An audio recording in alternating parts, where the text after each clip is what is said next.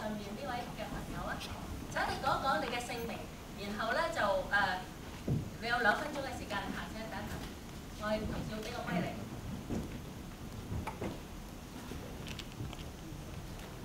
係咁解嘅。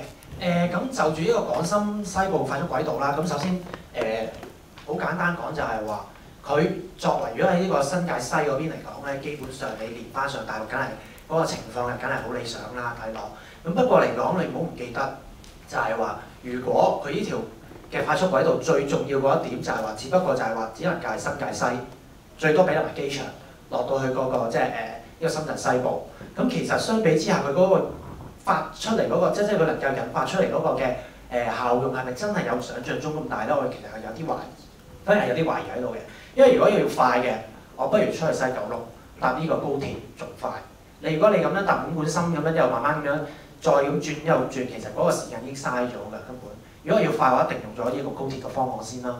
第二就係話佢唯一呢個好處咧，我站在即係我其實我本身住喺呢個洪水橋區啦。咁其實嚟講，我就會覺得呢一個對於我哋嚟講就梗係百利而無一害嘅因為佢始終就係話可以方便到我哋過境去到深圳嗰邊。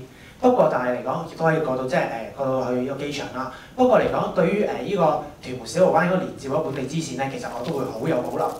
反而嚟講，如果俾即係我反而個建議就係話，你屯門連去呢個呢個機場其實已經好足夠㗎啦。因為我唔會走去喺呢個洪水橋喺屯門搭車先過機場，再熬翻東涌線咁樣，時間根本就仲嘥晒。你作為一個替代，根本係一個不切實際嘅替代可以話。咁所以嚟講，其實你所謂提出呢個替代方案，我覺得根本就係叫做夾硬嚟講嘅啫咁樣。咁變咗嚟講，所以嚟講，我反而就建議就係話喺一個過境啦即係連住機場、屯門、洪水橋，跟住走去過境去翻呢個深圳西部咁樣一個連接性。咁然之後，只不過就可能就話喺中途用一啲嘅即係一啲嘅特快班次半特快班次咁樣，而令到簡單化咗呢條嘅走線。咁反而喺嗰個方案上面嗰個發展咧，會更加就係話令到可能新界西、屯門、元朗呢個嘅大嶼山嗰方面係更加有嗰個效益喺一度咁樣。咁而喺呢一個效益之下嘅前提，我就覺得先至能夠即係興建先至係有用。係好啊，請問你貴姓啊？我姓龔嘅。龔先生，好，唔該晒你。我哋等多1、2條題目之後，我哋先至請局方一氣回應好唔好啊？仲有冇朋友有其他嘅意見？係中間呢位朋友。我想問下大家咧，佢哋個技術嘅問題啦，就係因為屯門到機場中間嗰個海峽咧，係中華白海豚嘅屋企啊！你怕唔怕會有司法覆核諸如此類嗰啲嘢？好啊，請問你嘅姓？我姓吳嘅，我住大埔。好啊，唔該晒。係，仲有冇其他嘅朋友有問題？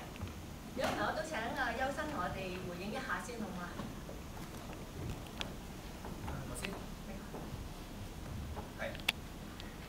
頭先多謝兩位龔生同埋吳生嘅意見啦。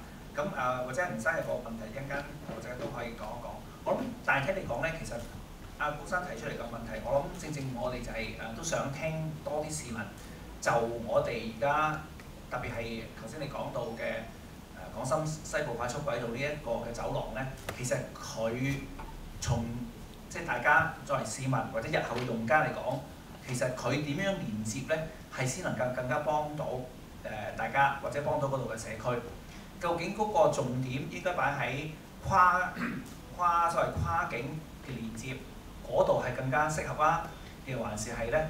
佢係喺跨區方面，即係話喺而家我哋呢度咧，就顯示到喺譬如元朗屯門區到大嶼山、東涌呢一帶嗰個聯繫係更加有用咧咁樣。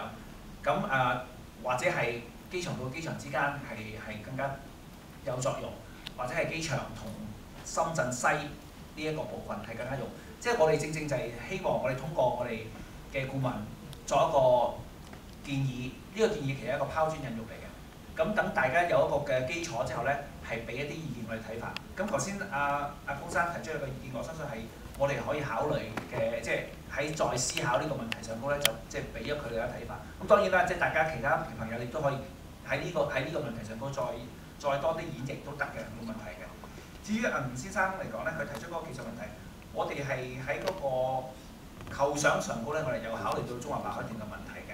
咁所以咧，建議呢一條嘅呢條嗰個通道咧，過呢個屯門同赤鱲角之間咧，我哋都係用一個嘅隧道轉環，即係喺海底下邊過，而唔係喺譬如做一個橋啊呢一個咁嘅諗法。咁其實我哋而家或者即將我哋興建一條叫做屯門赤鱲角嘅連接路啦，嗰條有條公路啦。其實我哋而家都係做一條嘅隧道嘅方式做過。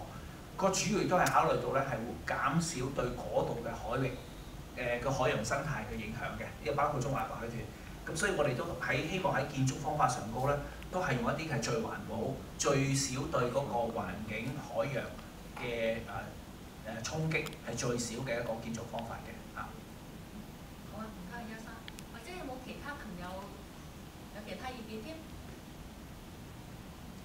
如果冇咧，可能我哋因為喺大埔啊，可能大家都係希望快啲進入我哋講北環線啊，係咪啦？